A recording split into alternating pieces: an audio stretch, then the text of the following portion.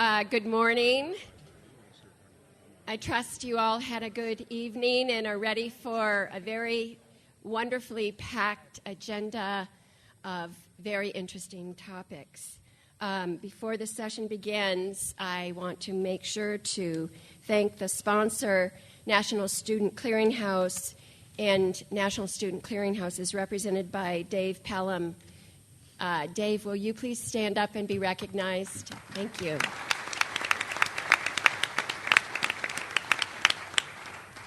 I also want to let you know that there are 7 tickets left for the baseball game this evening.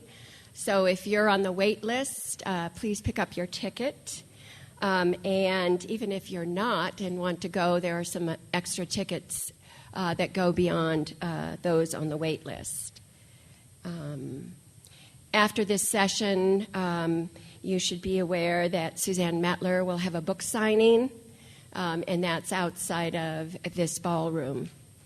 And during Q&A, we do have mics in the center of the room, so please use the mic if possible. One of the things I forgot to talk about last night that I really meant to bring up was how important data is in terms of understanding whether policy works or not. Sometimes I think at this conference we don't acknowledge the work that data people do. There are usually the smallest number of people represented here across our 3 areas of student learning, productivity, and finance and data. But certainly my experience over the years was everything I learned about policy, or most everything I learned, was brought to my attention by data folks who used to say, by the way, have you seen this? And I'll never forget when we were in Colorado looking at limiting the number of credit hours to a degree, and the data folks ran some data on the number of credit hours students had who were still enrolled in institutions. And it was one of those things when they said, by the way, did you notice that there are students with over 300 credit hours at a number of institutions, and they don't have a degree? And again, it was one of those jaw-dropping experiences for me. So I remember having a conversation with the chief academic officers at those institutions where I said, by the way, do you know you have students with more than 300 credit hours and they don't have a degree? And they're not lifelong learners. You know, they're 29 or 30. They're not 55, 60. And it was really quite interesting. We discovered that one of those students was a dance major who wanted to be an engineer and was spending years trying to take the prerequisites to get into the engineering school. You know, and I said, you know what, that really is unfair to that student to let them try and take these courses again and again and not pass. So I suggested to many of the institutions with students that had more than enough credit hours for a degree, that they should figure out how to give them a degree when they have that many credit hours, and that it really is unfair to let students continually take courses that they can't pass. And I said for some of those students who had over 300 credit hours, give them a degree or give them some therapy because they need to move on. But my point is that it's data folks that really help us understand whether our policies work or not. And I just wanted to give a shout out to those groups of individuals who we really need to be part of our conversations. Now, the segue into that is in Suzanne Mettler's book. There's a lot of data, a lot of really interesting, good data. And without further ado, I'd like to introduce Diane Behrens, who is the moderator of this session. Thank you.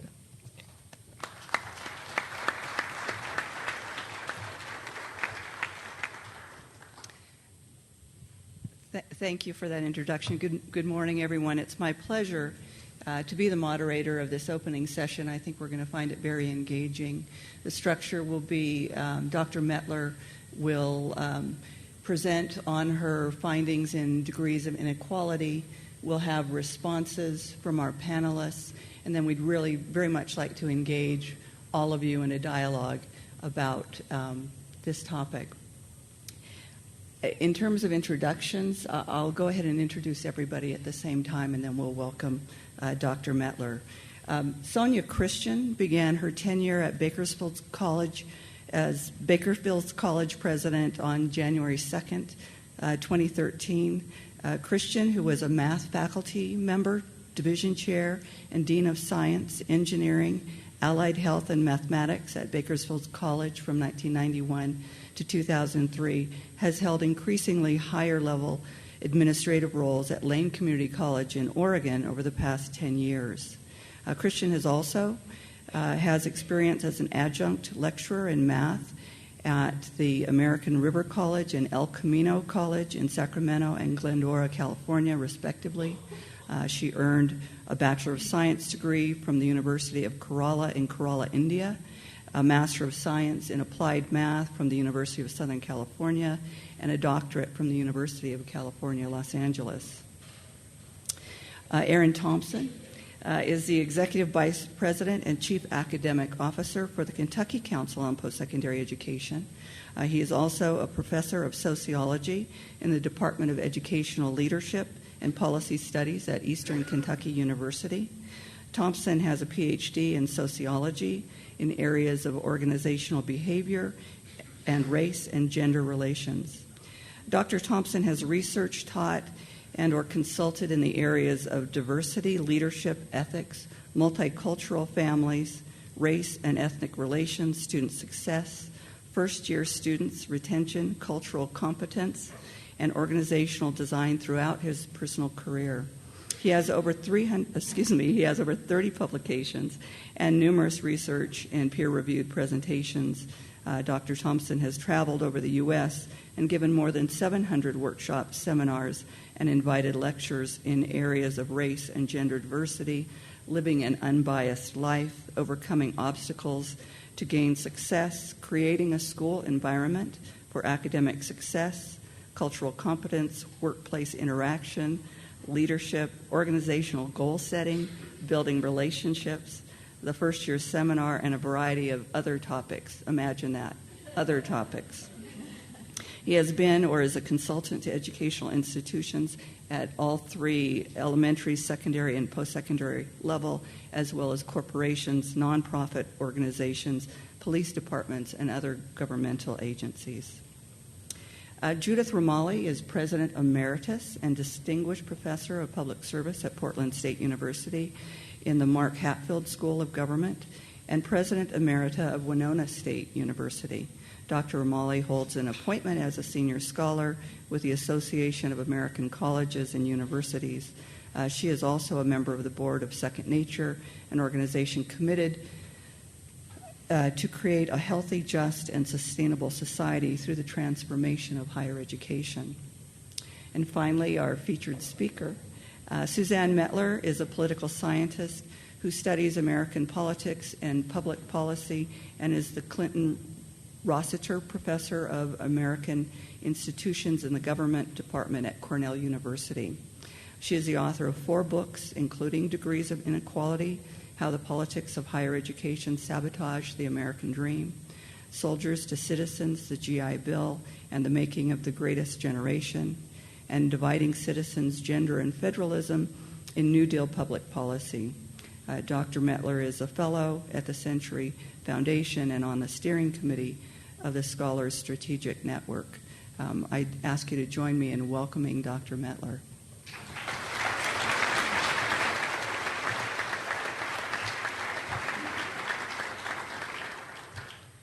Good morning, and thank you so much for inviting me to be here in your midst.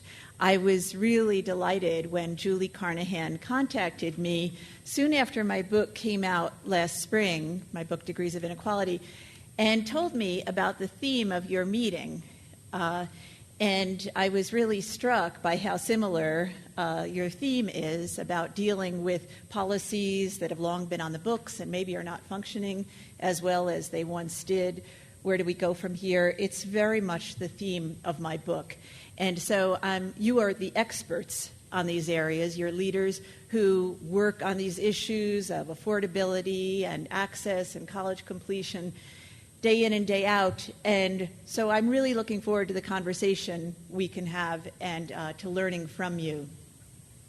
Now, some of you have been asking me, how did I get into studying higher ed and writing this book? And, well, the story goes back to a previous book that I wrote, which was about the World War II GI Bill. This was a book that was a privilege to study and to write. In the late 1990s, I started it, and I interviewed and surveyed lots of World War II veterans because there were still enough of them alive at that point that I could do this project. And they had stories like that of Richard Colosimo, who you can see here. He grew up very poor. He was the child of Italian immigrants. No one in his family had much education at all, not high school degrees, never mind college. But his father always said to him, if you get any chance to do it, get an education. Well, he entered World War II, the war came along, and to his great surprise, when the war was over and he came back from serving in the 89th Infantry Division, which liberated concentration camps, he came back, and here was the GI Bill, and he was excited about it. So he was trying to decide how he might use it. And, you could use it for vocational training or higher education. So his first thought was, he said, well, television school, that's what I'll do. Television seems to be the coming thing. I'll learn how to be a television repairman. So first he went to a trade school, and he got a certificate. And along the way, he learned that he really liked being a student. So he still had more GI Bill eligibility, and he decided next to go to college. Well, he ended up getting his bachelor's degree, master's degree, and ended up having a life so different from the childhood he'd grown up in, as you can imagine.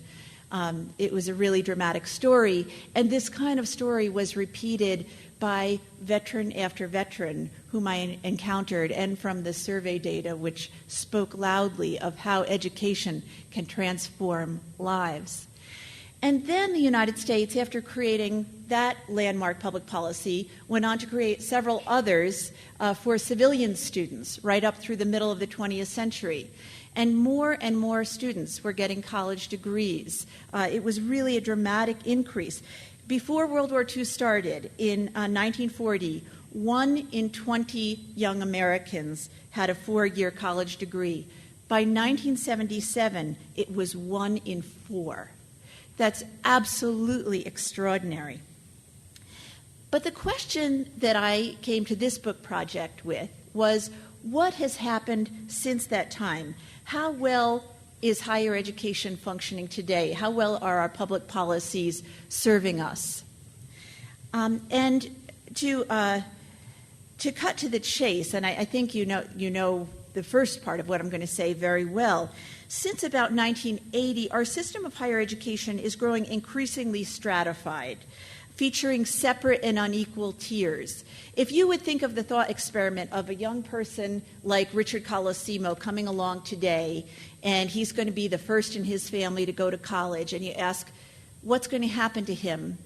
You'd have to think, well, it's going to be a function in part of where he goes to college, what sector and what institution. How much is it going to cost? How big are those classes going to be? Are they going to be able to engage him and help him to move along? And how much is he going to borrow in the process?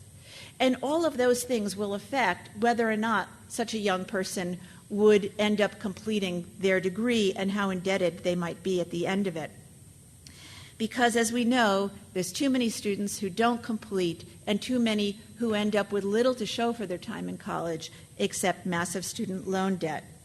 Well, what my book does is investigate why this change has occurred, and I turn the spotlight to public policy. To preview, I find that what we have on our hands is a political failure, one that is undermining the United States' ability to promote equal opportunity. And I believe it has severe implications for our economy, our society, and for the very state of our democracy. Okay, well, let me back up now, and we'll begin to look at the trends. So a few brief snapshots here. Over the course of just a few generations, the United States has gone from being the leader in the world in terms of the percentage of our young people with college degrees to being surpassed by about 11 other nations. So if you look at this, what you see is that people who are the age group of my older siblings, who are now in the 55 to 64-year-old age group, here we are way over on the left, the United States. That's the square. We were the most highly educated cohort group internationally. But since then, among younger adults, now age 25 to 34, all of these other nations have managed to leapfrog over the United States, while our college graduation rates have inched up just a little bit. Then if you look at who in the United States is managing to get a four-year college degree today, what you find is it's very much determined by what income group a person grows up in. So we have more people than ever entering college today. And at the front end, things look great. But then when you look at who ends up graduating by age 24, what you see is that for those who grow up in the top quarter of the income spectrum, almost everyone goes to college, and they get college degrees by age 24 at very high rates, about 71%. Big increase since 1970, when it was just 40%. But if you look below median income in the United States, we have barely seen progress since the 1970s, with still people who grow up in the second highest income quartile, only 15% getting those four-year degrees by age 24, and only 1 in 10 of those in the bottom income quarter. And if I were to show you the data in terms of race and ethnicity, we would see similar kinds of trends, with a strong likelihood of young white Americans getting college degrees today, but very unimpressive sorts of gains among African Americans and Hispanics. And then the plot thickens further when we look at which institutions a young person attends. And you all, as I said, are the experts, so I will not go through this complicated graph in great detail here, which I usually would do for more of a lay audience.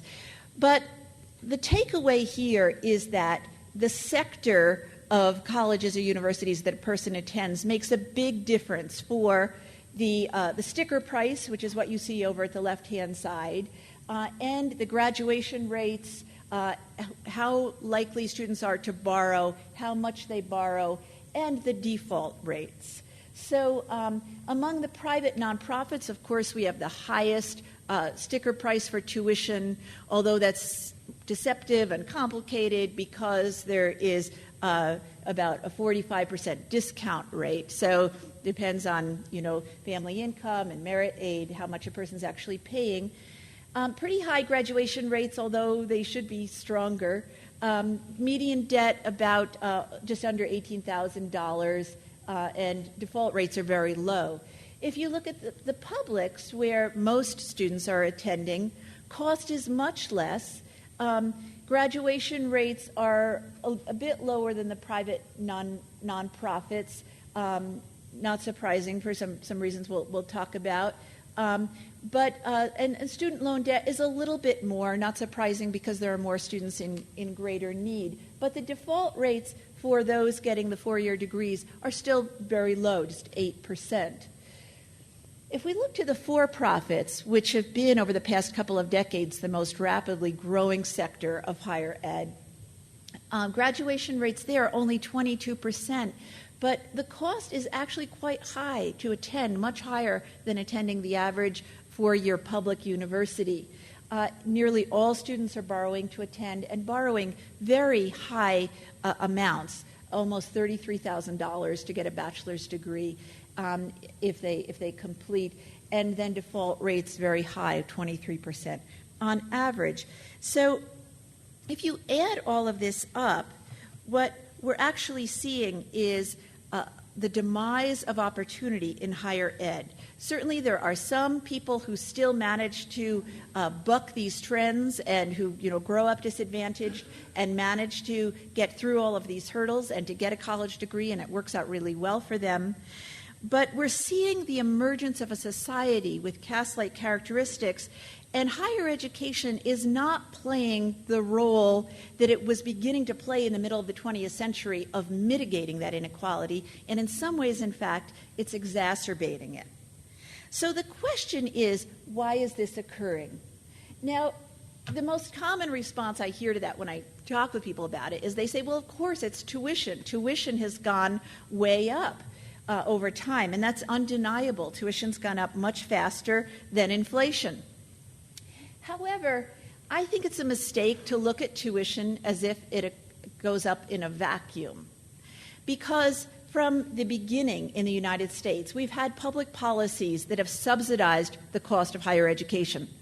From the Northwest Ordinance through the Morrill Act, here being signed into law. Here, this is Morrill, Congressman Morrill on the right from Vermont, and Abraham Lincoln, who signed it into law in 1862. And then all of these public policies in the middle of the 20th century helped to lower the cost that students actually had to pay to go to college. So when we look at tuition, we have to look at it in relation to public policies. People will also say, well, it's a function of who's going to college today.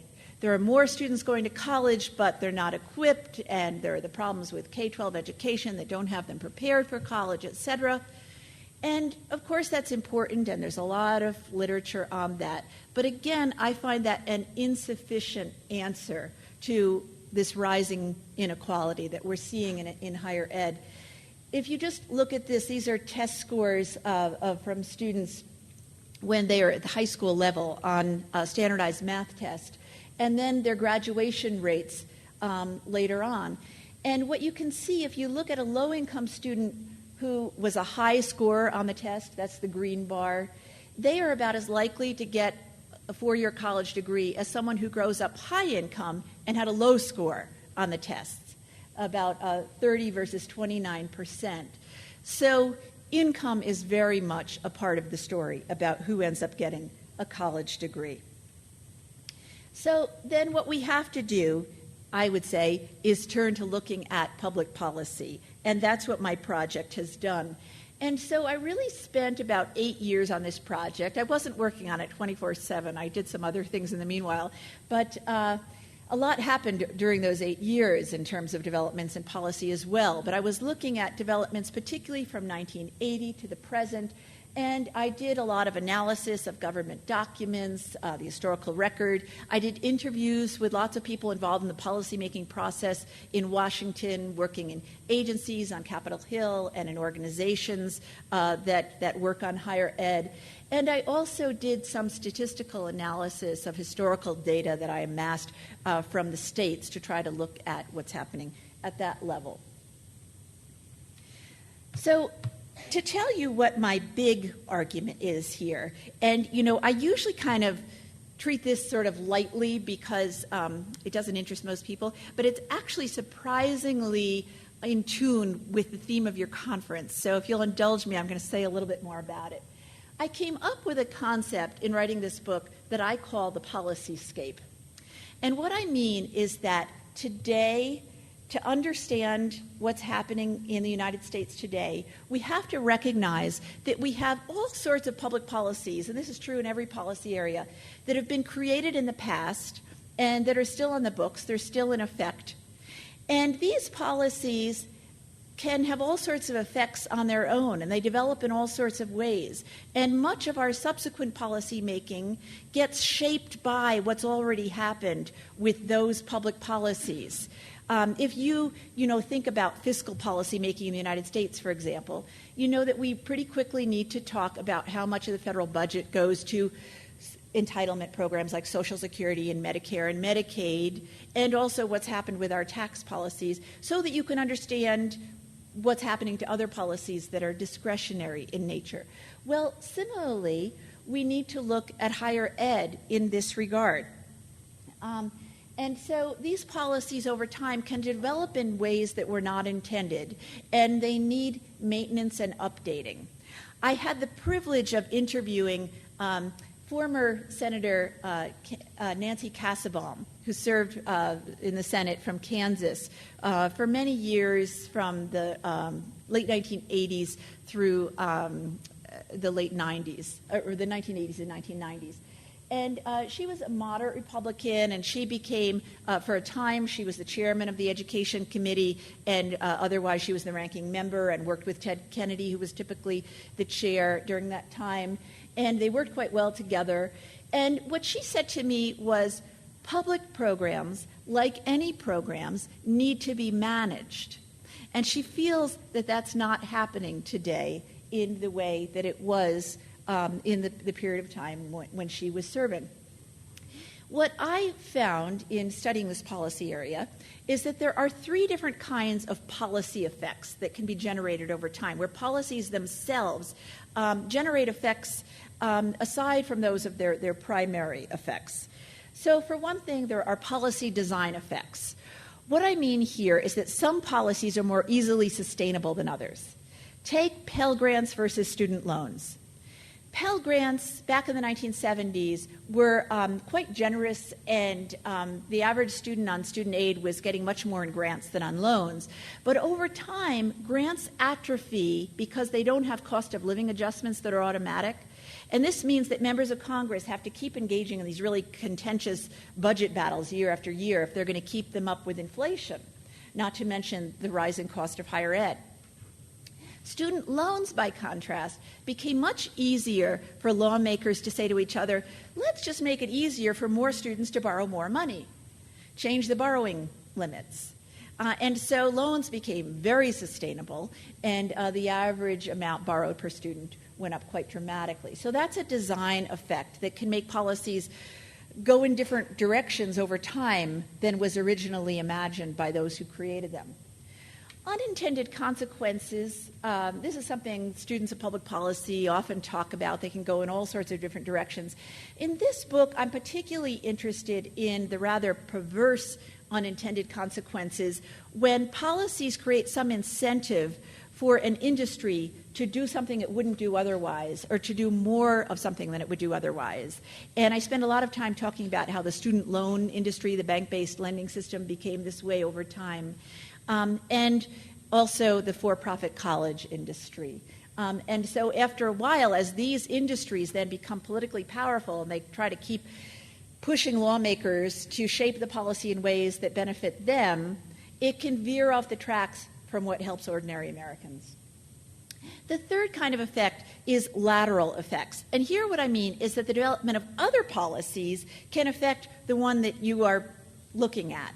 So at the state level, and I'm sure you're all really well aware of this, there could be other policies that are competing for their share of the budget pie that mean that there's less and less for, in this case, higher ed over time. So those are our policy effects. And what I found, though, is that these policy effects are not static and the same over time. What really matters is the political period you're in and what its characteristics, what its dynamics are. I found that as recently as, well, first of all, you go to 1980, the political landscape changed. The United States moved in a more conservative direction than it had been for many decades. And for a while, lawmakers were sort of unclear about how to move forward, and there was sort of a stalemate. But what really interested me in studying this area is that by the late 1980s and early 1990s, Democrats and Republicans in Washington were beginning to find ways to reach across the aisle and to come up with reform proposals that they were leaning toward adopting. And so we were beginning to manage to maintain the policy-scape, if you will, these existing policies, to update them for new generations. Then, starting around the mid-1990s, partisan polarization increased dramatically at the national level. And it turns out that that is a really bad match for the task of policy maintenance. It has just made it very difficult for lawmakers to come together to update and maintain public policies. And then paired with that, I mean, that explains a lot of what's gone on, as I will exemplify here. But paired with that, there's another dynamic, which is that in this era of stalemate, there are still some voices that are very well organized and very well resourced, and they manage to get responsiveness in Washington. they tend to be the most powerful and wealthy industries and organizations and individuals. And so it's creating a system that has characteristics of plutocracy. And so this combination of polarization and plutocracy turns out to be a terrible mismatch for the demands of maintaining existing policies. So that, in brief, is the big argument of my book. Well, now I'm going to illustrate how this happens in a few policy areas. So first of all, there's federal student aid, broadly speaking. Now here I'm taking you back to 1965, and here is President Lyndon Johnson. He's gone back to his alma mater of Southwest Texas State College in order to sign into law the Higher Education Act. There's Lady Bird behind him. So this created the student loan system and grants, and then within a few years later, by 1972, the Pell Grant system was created in a reauthorization of this law. But what's happened over time? Well, here you can see these policy design effects that I'm talking about, as well as what's happening to the cost of tuition. The dotted line is the cost of tuition at the average four-year public university over that time period, which in itself has been affected by competing policies. The green line is the value of Pell Grants for the average student. So if you go back to the 1970s, you can see that the average student on Pell Grants was getting more than the cost of tuition, and so it helped them to pay for room and board in addition. By contrast, Pell Grants over time really atrophied in real value even as tuition went up. They've increased somewhat in recent years in real value, as you can see at the right-hand side of the graph, but they're still well behind the cost of tuition. So what students were doing instead was turning to student loans, the red line, and borrowing more and more. And so the average student has taken out much more in loans and has become much more indebted. Now, to put this in context about what was happening politically during this time period, the red and the green line here are showing you, for the middle of the 20th century till recent years, the rise of partisan polarization in the U.S. House and the Senate. Now, this is drawn from a way that political scientists have of measuring this. And what it's looking at is the red and the green line are just showing you, of all votes in Congress, the extent to which there's overlap between Democrats and Republicans, the extent to which on any votes people cross party lines and vote with the majority in the other party. And that's become less and less common. So we've had rising partisan polarization where the parties are acting much more like coherent, homogeneous teams, and there's less cooperation between them over time. On the bottom of the graph, if you can see what I've got typed there very small, is the GI Bill, the National Defense Education Act, the Higher Education Act, and Pell Grants. All of these landmark public policies in higher ed were created at a time when polarization was much less than it is today. So that's the first takeaway from this graph, that as we've gone into this era of greater polarization on the right, we have not been creating big new landmark higher ed programs. What we've been doing, there's been lots of votes on higher ed, and they're indicated, the votes are indicated by the bars. These are mostly votes on the reauthorization of the Higher Education Act. And what the bars are showing you is the partisan gap on the vote for each of those individual public policies. And so it's become much more common for even votes on reauthorization bills, which deal with often, a lot of really down-in-the-weeds kinds of issues, but they are much more polarized as well. I did a lot of digging down into amendments to reauthorizations of the Higher Education Act and looking at vote counts on those. And what I found is that here, too, if you group by time period, the gap in support between the parties has grown larger and larger, both in the House, which are the blue bars, and in the Senate over time. So higher ed, which used to be an area where there was a lot more bipartisan agreement, it wasn't that polarized, has become very polarized, and it's made it really difficult to make progress. Now, it's not that we haven't done anything new in higher ed policy at the national level over this time period. The big new development has been in creating programs through the tax system. And this is a really interesting story. Republicans had been wishing for these kinds of tuition tax relief policies since way back in 1965.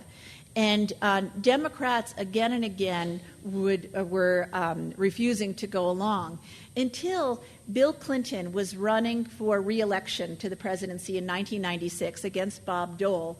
And his pollster at that time, Dick Morris, found that this issue polled well. People liked the idea of tuition tax credits. And so Dick Morris, against the advice of all of Clinton's advisors, said, this is what you should do. And Clinton ran on it, got reelected, and then very soon thereafter signed into law the Hope and Lifetime Learning tax credits. And presidents since then, George W. Bush and Barack Obama, have expanded on these and created their own versions. These policies, on the one hand, I talked to my friends about my book, and they're like, there's just one thing. Don't take away these tuition tax credit policies. They really help us out. I find them problematic, though, because they actually take a lot out of the federal budget. They tend not to affect who goes to college. They add an extra perk for students who would attend college otherwise, but they don't really affect people's ability to pay because of their delivery. They're delivered long after people have come up with the tuition and managed to go. And so they really don't do much for access, and yet they're very costly, and they take away from the resources we could have to be doing more effective things in higher ed. So that's the story, in short, that I find in the student aid area, where we're spending more than ever, but we're doing so in some ways that are quite inefficient and ineffective because polarization is very much getting in the way. Now, if we turn to what's happened to public universities and colleges, and here again, I think, you all know these details way better than I do. So I'll try to just give you my takeaway more briefly. 73% of college students in the United States attend the public sector. So this is the really big concern about what's happening in this area. But state spending per student has declined by about 26% over the 2 decades from 1990 to 2010. And so what universities and colleges have had to do in order to pay for their growing costs of providing higher ed is to raise tuition. And it's gone up over that same period in time by 113%. And so these changes have been borne by students and their families, predominantly low to middle income students. And as a result of that, colleges have also had to try to find ways to save resources in other respects. And so they've been increasing class sizes, they've been having more courses being taught online because it's much cheaper, and they're having to scale back on student support systems. And the gap in all of those things between what publics can offer and what private nonprofits can offer is really growing. And it turns out that all of those kinds of changes are very detrimental to college graduation rates. Because for students who have less advantaged backgrounds, having smaller classes, having an instructor in the classroom and not just online experiences or not predominantly online experiences, and having student support makes a big difference. So here we're looking at, by income quintile, what's happened to the sticker price of higher education, public universities and colleges over time. And as you can see, it's really gone through the roof as a percentage of family income for people who are low to middle income, whereas it's barely made a dent in differences for people at the very high income levels. Now, of course, sticker price is not what students actually pay. This doesn't account for their student aid money, and yet it can be a deterrent to students even enrolling in college once they hear about the high cost and think of it relative to their family income. So what's happened? Well, here we have the lateral effects having an impact. where if you see higher ed is the red line down below, and so this is the what states are spending per capita over time. And so it became a pretty flat line from 1990 to 2010, whereas the cost of spending on K-12 education per capita and Medicaid was going up dramatically. The purple line is prisons, which from where you're sitting probably looks kind of flat, but in fact, if the scale were different here, you'd see that has also gone up quite dramatically. And all of these things have competed with higher ed costs. And made it really difficult because higher ed is the largest discretionary area in most state budgets, and the other areas are mandatory spending, and so it makes it really difficult. And this was, now you're all hoping I'm going to imitate Arnold Schwarzenegger, and I'm sorry, I'm not the right person for that. But in 2010, he really became quite aware of these trends and was talking about them in a major address. He said, "The priorities have become out of whack over the years. What does it say about any state that focuses more on prison uniforms than on caps and gowns? It simply is not healthy." The other major trend that's happened at the state level has been the rise, particularly in the 1970s and 1980s, of anti-tax policies, and these have had long-run effects. And here I'm turning to Colorado. This is a man named Douglas Bruce, who moved to Colorado from California in 1986 and drafted something called the Taxpayer Bill of Rights, and it helped to galvanize an anti-tax movement. And it was adopted in 1992, and what it means is that going forward, the state of Colorado cannot raise taxes. It amended the state constitution so that taxes cannot be raised without going to the voters directly to get their approval for it. This is a really difficult way to run your fiscal policy. And about half of the states have adopted similar kinds of policies over time, and that's made it really difficult. If you go back to this graph, the green line is tax revenues, and as you can see, they've become quite flat over time. So if you have rising costs for all of these other things, but tax revenues are flat, you're really into a fiscal mess, and higher ed has been paying the price. Now we turn to the third and final area that I'm going to speak about, and that is the rise of the for-profit colleges over time. Now, I've got a group of photos here of a lot of people who might look like strange bedfellows. You might be saying to yourself, you know, what does Michelle Bachmann and Paul Ryan have in common with Alcee Hastings, member of the Black Caucus, and Nancy Pelosi, et cetera?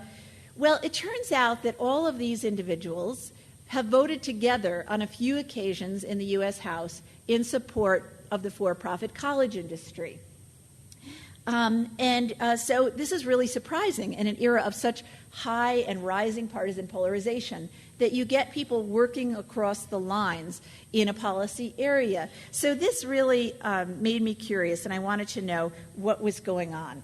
Well, it turns out that defending the for-profits appeals to both Democrats and Republicans today, but for different reasons. Democrats will say, well, the for-profit colleges, they really help to promote opportunity. They enable more low-income people to get degrees, and they really help minorities. And, you know, at first blush, when you look at who's enrolled in the for-profit colleges, that seems like a really sound argument. But when you look at the data, it's less convincing. Graduation rates on average 22%, nearly all students borrowing to get a degree, and if they do manage to graduate, they're heavily indebted, $33,000 on average.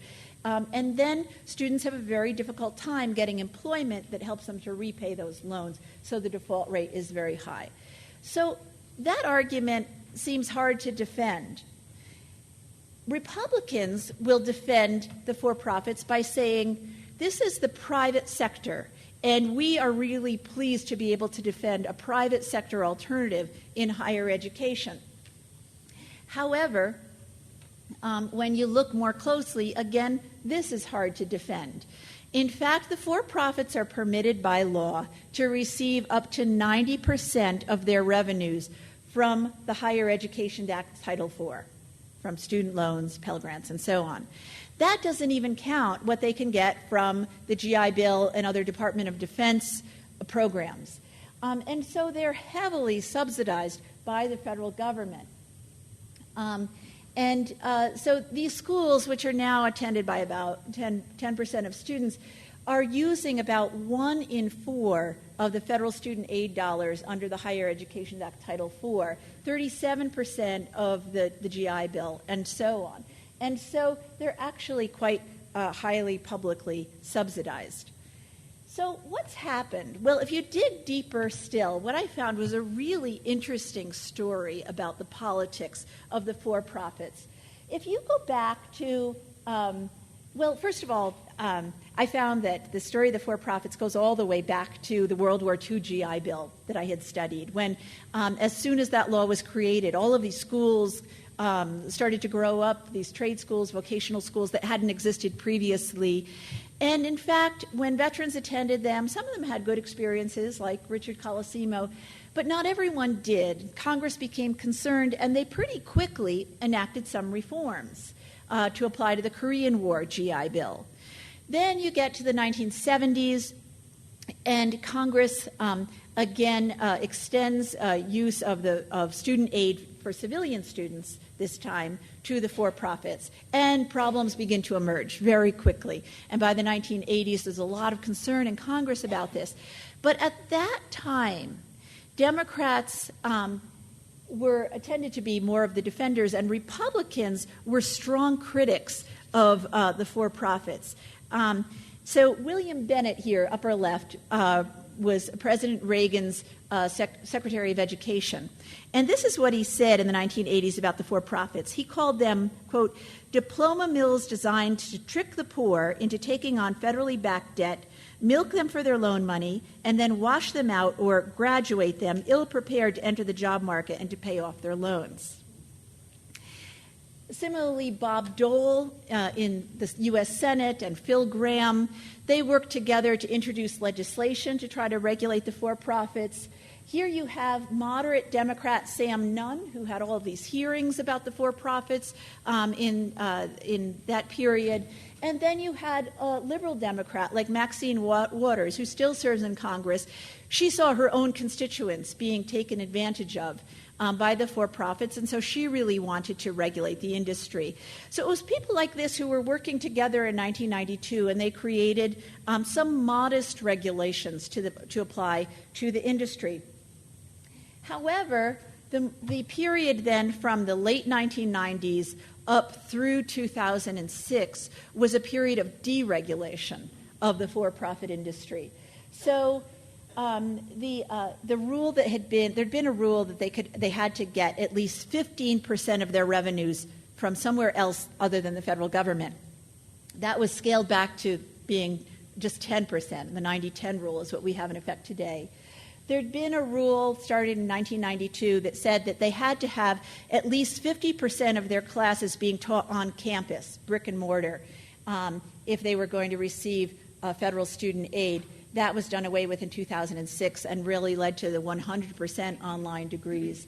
And then there's been the effort by the Obama administration to create gainful employment rules. The first set of them was thrown out by a judge. Now there's a second effort moving forward. But in other words, there was this deregulation, and in Congress, all of this was happening both because of the way the Department of Ed was implementing existing regulations, but then Congress scaling back those that were on the books as well. So I've told you a lot of stories here. And I fear the one thing I feel kind of sad about is that people tell me this book is depressing. But I think it's not all depressing. There's actually a chapter in it that illustrates how some changes have been made in recent years, and it really illustrates how even in a time of high polarization, change is possible. But what's even more powerful to me when I step back from this big project is what I've learned about the role of higher education in American history. I am so struck when you go back to the very beginnings, the founding of this country, that one of the first things that we did was create the Northwest Ordinance, which permitted the states to begin to receive land from the federal government for the purposes of creating institutions of higher education. And we had our first public universities and colleges opening up after that. Then the Morrill Act, the couple of Morrill Acts in the 19th century. Then all of these public policies created through the middle of the 20th century. It's a very American tradition to use higher education for broad public purposes, to do things that the United States as a nation needs to promote economic development and innovation and creativity that come with it, that help to grow the job market, that lead to new inventions, and that also lead to a stronger society. With in the middle of the 20th century, we had such a decline in economic inequality, the rise of a middle class, and also more people participating in the political process and as active citizens. If there's one thing political scientists know, it's that people with more education are more involved citizens. So it helps to enhance democracy. These are all broad public purposes of higher education. I think we've made a mistake in recent years that we talk about higher education predominantly now as a private good, as if it just helps people themselves, individuals, to make more money or helps their families. I think what we need to do going forward is to restore our sense of our history and our tradition of, as a nation, regarding investment in higher education as an investment in the public good that serves broad public purposes, and we can find a way to update, maintain these policies, create new policies to do well for future generations. Thank you.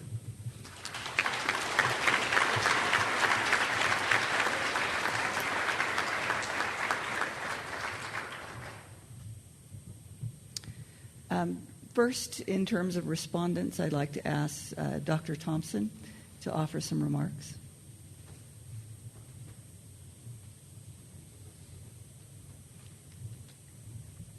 Thank you. Good morning. Wow. Yeah, I have to tell you, Dr. Mettler, when I read the book and I was talking with my assistant VP, Melissa Bell, over there about the book, a couple of things that pointed really directly at me, I think. One is that although you're a political scientist, I really think you took a very nice sociological perspective. That makes me like you more, by the way. The other thing, too, it reminded me that looking at the dynamics of the political process, it made me happy that I stopped with the bachelor's degree in political science. You know, I think I would have gone crazy looking at this. A couple of points I want to make, and I do want to tell you that I'm viewing this from the standpoint of higher ed policy as well as from a sociologist viewpoint. The biggest overarching item that I got from the book is that higher ed now resembles the caste system. And I think that tells you also exactly what's going on in America today. I mean, if you ever looked at, if you believe in Karl Marx, what he was arguing that we'd get to the have and have-nots. I think we've gotten to almost that place in higher ed. And I think your data points to that fairly clearly. And it calls us in higher ed and those of us that are helping to implement and work on policy to think about what does that mean in a very holistic way. I also liked when you were talking about the GI Bill, especially the effects that it had on African Americans who received the GI Bill and how they were very much the leadership of the civil rights movement. I thought that was absolutely a fascinating sociological viewpoint, and that women who received Pell Grants actually took part in legislation and politics at a higher rate. I thought was another excellent point. The biggest item that you really focused on here, and I'll spend a few minutes up front, and then I'll talk about for-profits here in a second, was the federal aid that has helped, solve, if you will, the economic, or starting to solve the economic and political inequality. And that once upon a time, if you happened to be a poor student, you had a greater chance of getting more grants that helped you to get the education that you need to be an active part of society. And now that you have to get loans to replace that almost of an equal status. And I will tell you that being inside the institution and being inside now the state system, one tuition dollar does not equal a state dollar. And we know that we've had state reductions at a large level in most of our states. Some of you got money this year, Kentucky did not. But that a dollar given to tuition is worth about 60 cents of a state dollar that's given because of scholarships, mandated programs, and so on. So they're not the same. But we've gotten to a point now where many of our students, especially poor students, you pointed this out so well, are footing the bill much more. If you happen to be a student of means, parents who have money, in other words, you actually spend less, far less on your education than if you are a student of no means or very little means.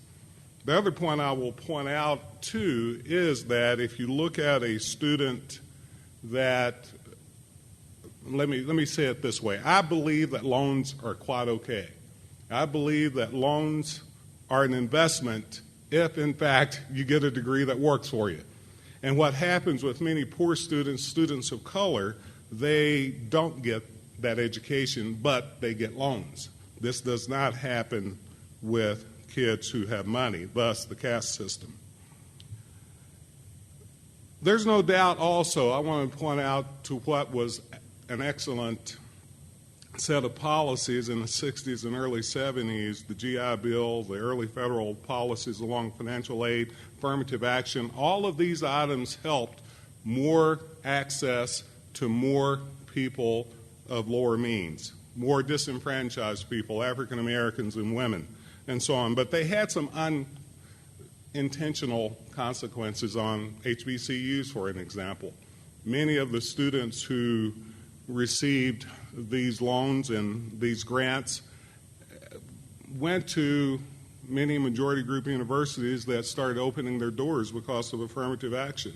So they created a very strong recruiting process for those students, and many HBCUs no longer had that place in the hearts of many of these African American students. But I want to point out to all of you who are in this room to tell you that a policy that we're going to have to start thinking about is the policy of institutional racism, equitable access still to a degree, but moreover, equitable completion rates. When we look at students that are coming out of K-12, we still have the average ACT score of African Americans not moved over the last 6 years, still a 16.9, whereas the average ACT score of majority group students have increased.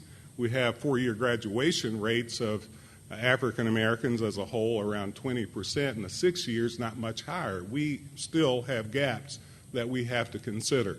And many of these students, as you all know, are students that start but don't finish. So access isn't really as much of a policy issue anymore as success. A couple other points that I want to point out, and then I'll spend a little time on for-profits. These guys only gave me 8 to 10 minutes. For those who know me and know that's very hard for me. There are interesting items that we see that's taken place now, I think, in the debate over student aid, over Pell Grants, over who should get it, when they should get it, and so on. I will start the conversation out on for-profits in this way. And I'll have to tell you a little bit of my bias. It's really not a bias, but the U.S. Chamber of Commerce gave Kentucky an F for being the toughest on for-profit institutions. It's not that we don't like for-profit institutions. We believe that they're not all equal. But we also know that not all public institutions are equal. We do believe in good education, though. We do believe in good process, and we do believe in spending time to ensure that this good process are benefiting our students and our citizens. But in your book, you point out the political process, the dynamics of what has happened over the last couple of decades with for-profits and how there's been a flip-flop. And my colleagues who are smarter than I am will pick that up in a few minutes. But the idea that it is a dynamic conversation. It's also a dynamic conversation, and you policymakers need to point out that some of the items that they're challenging private sector for-profit institutions on are also coming to the publics and the nonprofits, that they're demanding a greater reason to give us money. If we're not succeeding with the students that need it the most, then there's a greater chance that we will be cut off from some of the resources. So how do we, as public policymakers, get on the forefront of defining exactly what we need to do in order to address that? In a few seconds, I'll look at some of your suggestions, and I'll give you mine with those. But we do see that enrollment grew by 89% from 2006 to 2010, basically doubled in enrollments for-profits. Some of the reasons I argue is that they became more friendly, if you will, to students that didn't have access in other institutions. They became a one-stop shop. They would allow you to get your degree or credential in many different ways. I think this points to us that we're going to have to be more friendly to those that are in the most need in many cases. Adult learners, as an example. We in Kentucky have almost 1 million students that we need to reach out to in unique ways. That for-profits in the beginning were on the forefront. My argument isn't that they did it well or they did do it well. My argument is that they did reach out to grab people that many of our public institutions hadn't reached out to grab. Online education is a good example. We know online education is probably cheaper now than it's ever been, but many of our public institutions, policy folk, are still charging a premium for online education as we did 20 years ago when we started developing online education. We also know that for-profits spent a considerable amount of dollars on lobbying, far more than many of our other institutions that were nonprofits. But they also spent as much as many of, like, banking industry. And they were successful, both with Democrats and Republicans, for different reasons, but they were successful. So some of the arguments that we have to think about is, where do we have the greatest influence on our public policy makers? Is it lobbying, or is it us getting our act together, as we talked this morning about getting productive performance funding, productive teacher ed programs, productive ways of thinking about how we can reach out to more students to help them to be successful? Now, a couple of points that you made toward the end in your last chapter, that you argued that we need to quit spending or quit sending money to institutions to serve students poorly.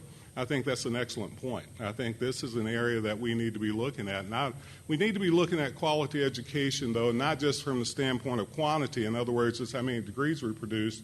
But I like this multi-state collaborative we're doing, but also what does that degree say that we have? How much learning is within that degree or within that process? We also need to focus on disadvantaged students. A lot of the data we're receiving now that says that we may get students inside our doors, but we're losing students all the time because of just low financial need. We need to be focusing on using financial aid in productive ways, especially to help our students to be successful in our persistence process. One of the biggest items that some of you know me know that I push a lot on cultural competence. We know that many of our students of color, many of our poor students are going to our community colleges, and you argue that they should be, and we need to strengthen our community colleges. Yes, we do need to strengthen our community colleges and our transfer process and so on, but we need to strengthen our community colleges also in understanding that not one size fits all. We need to have a better process to help them to help students that need them the most. In many cases, low-income students of color and underprepared. How do we get progressive in looking at developmental education? How do we get progressive in looking at pedagogical techniques that will help reach out to all students that come in those doors? You also said that feds should reward private nonprofits to enroll and graduate high percentage of low-income students. Well, I took away from that performance funding. Which is, as you all know, all of us are looking at or have implemented somewhat. My argument is that if we're going to employ performance funding or outcome-based funding, it needs to be around those high-targeted areas that we are not doing the best in. We still have, and I'll leave my statements with this.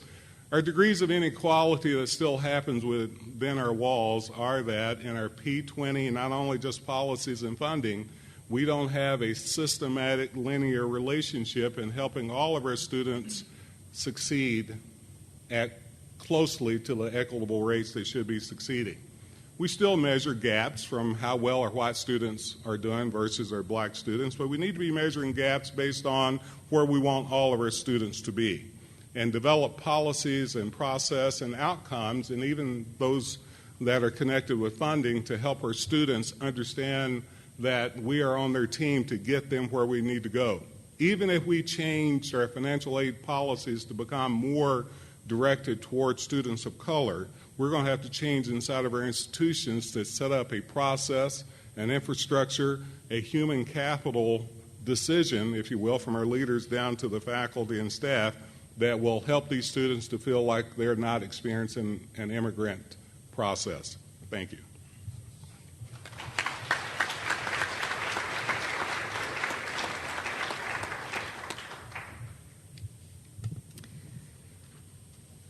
The next two respondents are going to remain in place. So Dr. Christian will respond, and then Dr. Ramaley will speak to the community college sector.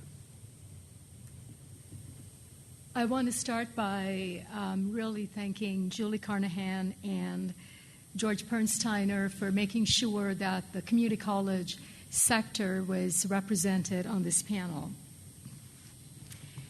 In August 1988, I boarded Singapore Airlines flight from India to Los Angeles to start my graduate work at the University of Southern California.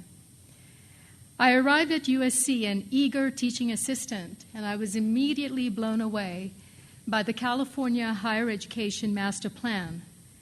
The big idea, the big ideal, that education is a fundamental right. I remember being struck by the three-tiered higher ed system in California, with the community college role of providing opportunity for all.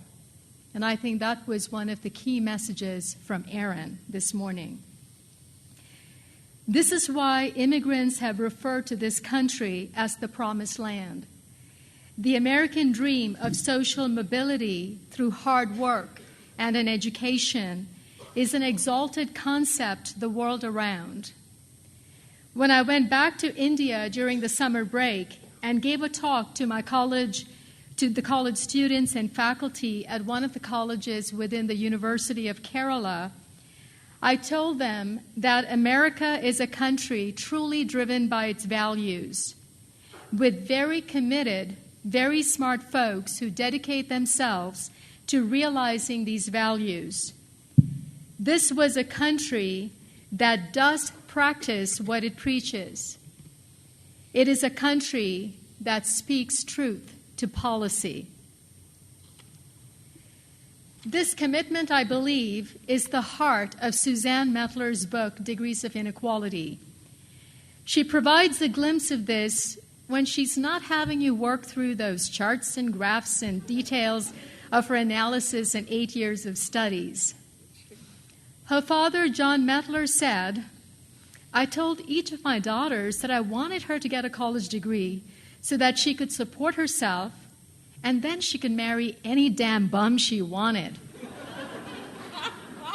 And on page 203, she talks about her sister Jean, a criminal defense attorney, and as a teacher had devoted several decades of her life to helping young people who grew up in far more difficult circumstances to have greater opportunities. This is the American dream. It is coming from that deeply held belief that Mettler takes us through a journey that Gary Rivlin of the New York Times characterizes as advancing her arguments with numbers and charts and not animating her story with people.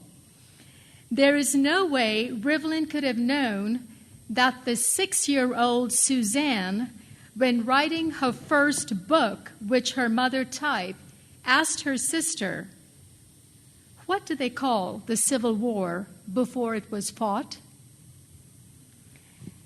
I personally read Degrees of Inequality with increasing agitation and urgency. As Mettler detailed, real tragedy, the betrayal of this American dream for many students seeking a better life, a devastating story of a public policy gone woefully wrong, a policy that was intended to continue to strengthen educational attainment, a public good in this great nation. Students were sold the American dream, but bought a life of debt instead.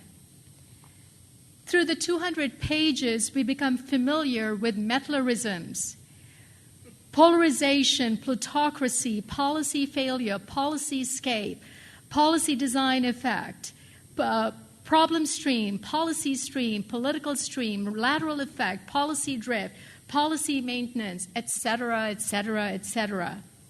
There is a lot. And in fact, I really struggled with the concept of polarization, and it troubled me so much that I went on to read The Strategy of Conflict by Schelling, trying to figure out a solution using game theory analysis, but I decided I shouldn't probably include it for my remarks this morning. So this morning I will stay focused on 3 points: making profit on public dollars, community colleges, of course, and civic engagement. Mettler is merciless on the emergence and consolidation of educational institutions engaged in profiteering on the public dollar, making excessive and unfair profit in round figures.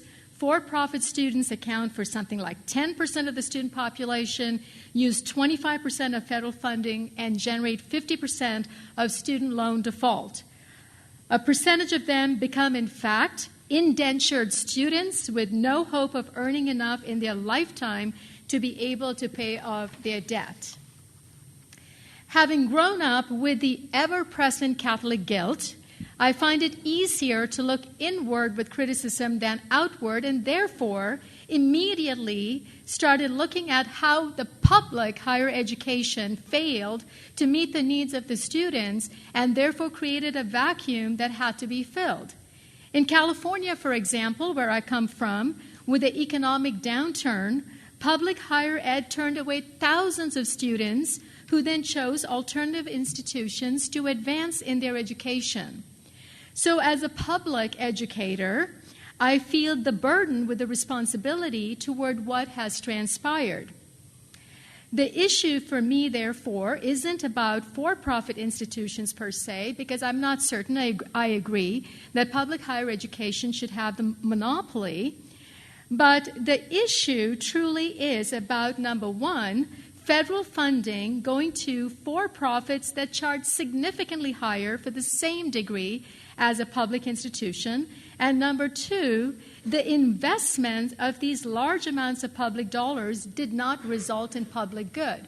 So for me, there was a strong association between public dollar equals or results in public good.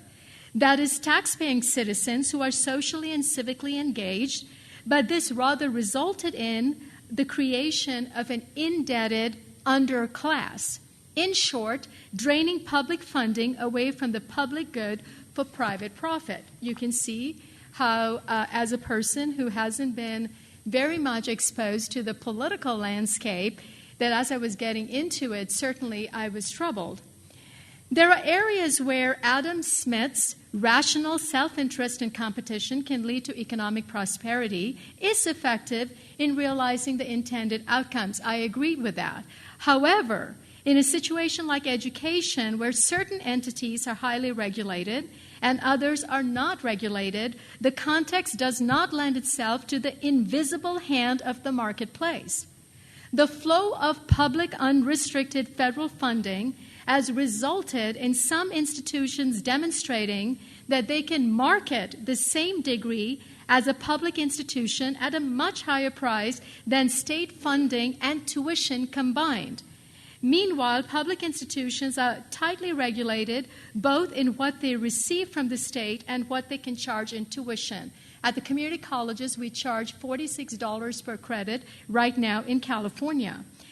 But it's not a market. The point is not to maximize profit. The point is to maximize public good.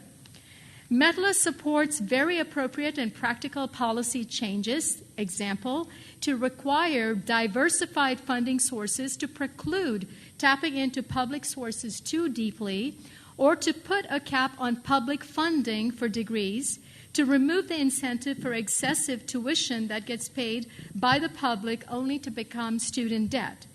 Expanding on this idea, one mechanism to normalize the financial aid support perhaps is by using a unit of measurement that is transferable between institutions of higher ed. What measure comes to your mind? Of course, the Carnegie credit. Now, those of you who, like me, who have done work to dissolve the Carnegie credit, making the argument that seat time does not translate to knowledge, skills, and abilities gained by the student, are probably cringing. The Carnegie unit. But let's not get distracted by that line of thinking for the moment and focus on what we have now as a transactional currency for learning. We do have the Carnegie unit in place, so why not have financial aid for students be a fixed amount or a fixed range for a certain type of credit, regardless of the institution that it is being offered? So a student enrolled in a Calculus 1 class course at a private nonprofit, private for-profit, public 2-year or public 4-year gets approximately the same financial aid. I loved the argument that Aaron made, though, that we need to take into consideration the equity issue, though. So certainly there needs to be some discussion around equity matters when we are looking at student achievement. Now, the community college.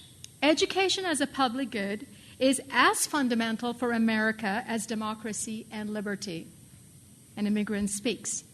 Our civil society and democracy depends on it. In my belief, the very best way to accomplish this is to go with what works. There is no doubt that community colleges work.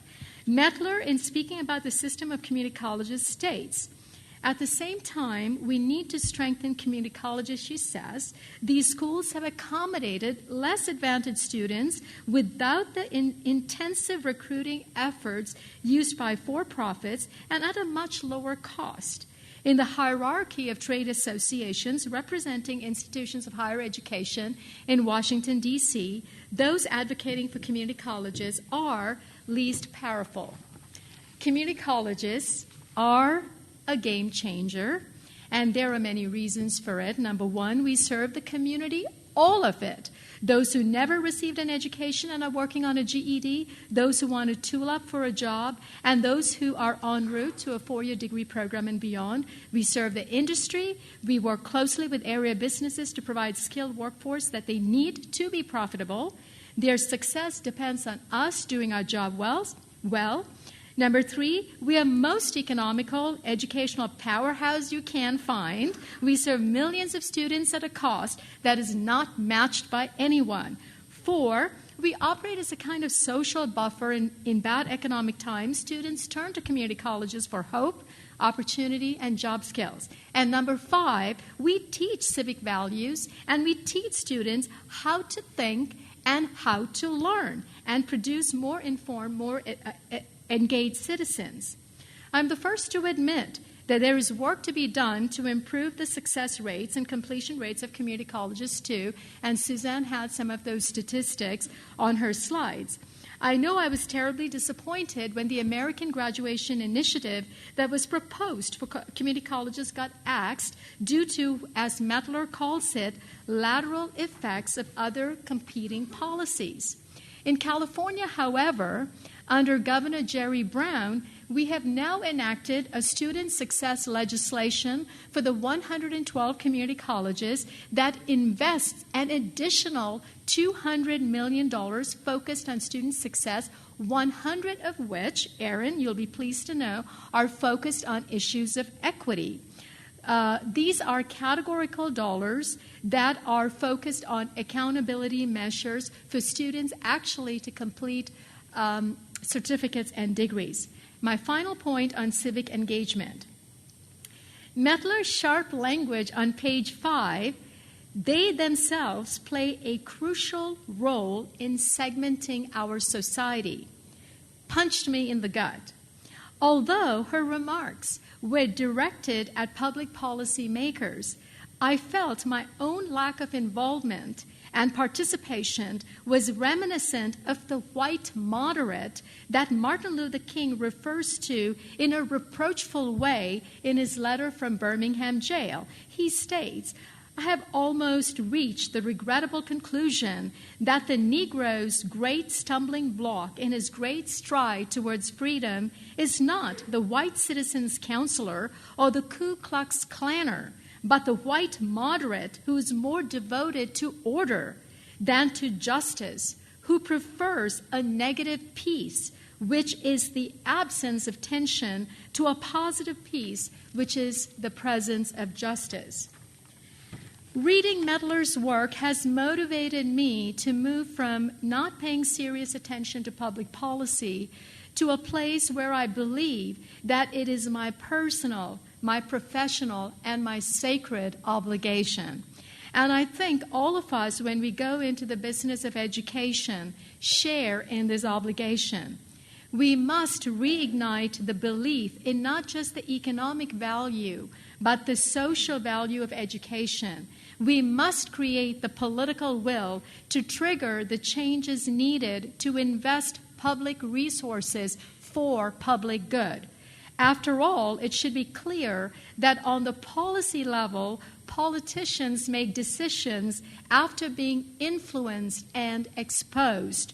Mettler reminds us that, most importantly, we need to find ways to amplify the voice of ordinary Americans in the policymaking process and bring it to the attention of lawmakers. Over and over again, we have seen policy developments in which vested interests got most of what they were after, but citizens generally were left out of the loop. Our voices need to be heard, and through our voices, let's speak truth to policy. Thank you.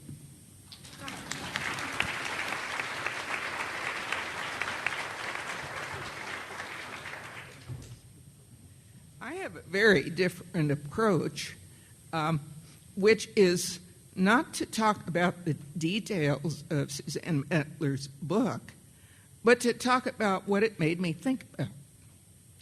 And what it made me think about is affected by my own original academic discipline. I was an anatomist. What's that? Also, I'm a 3-time university president, and therefore I have forsaken my discipline, as we all know. Many of you have done the same.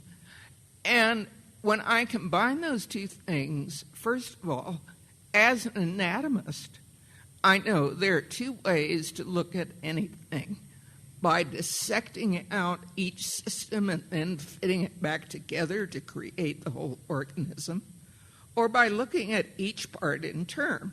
For example, all those systems in my hand.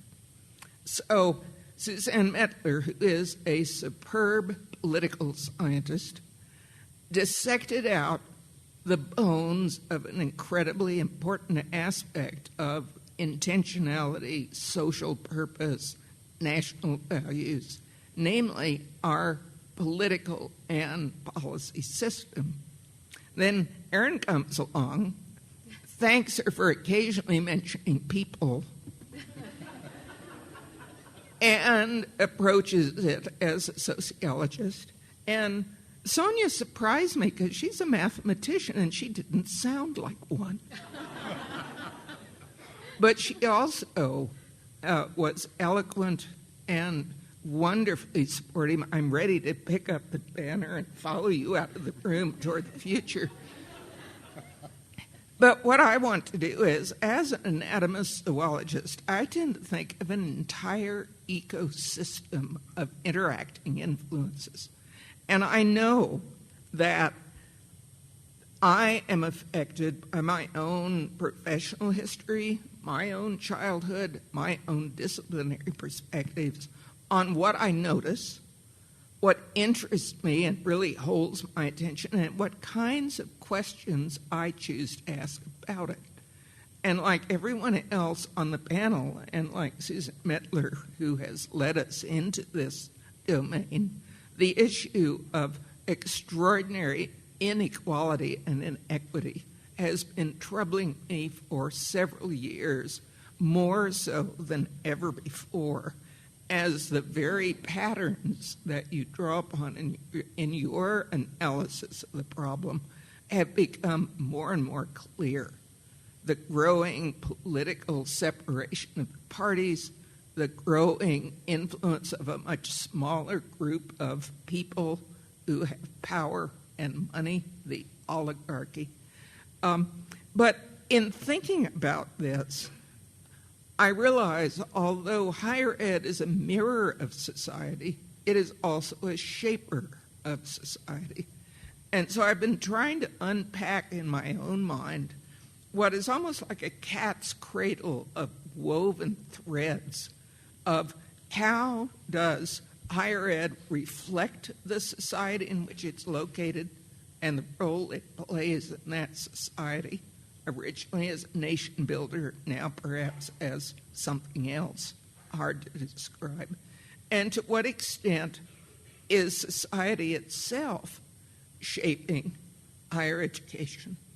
So as I consider the changes going on in higher ed itself and the tumultuous effect of that on our enterprise, and I then, through community engagement, take my mind back out into a community and all the ways that the social, economic, cultural, environmental changes are affecting our options, our choices, how we treat each other, how we interact.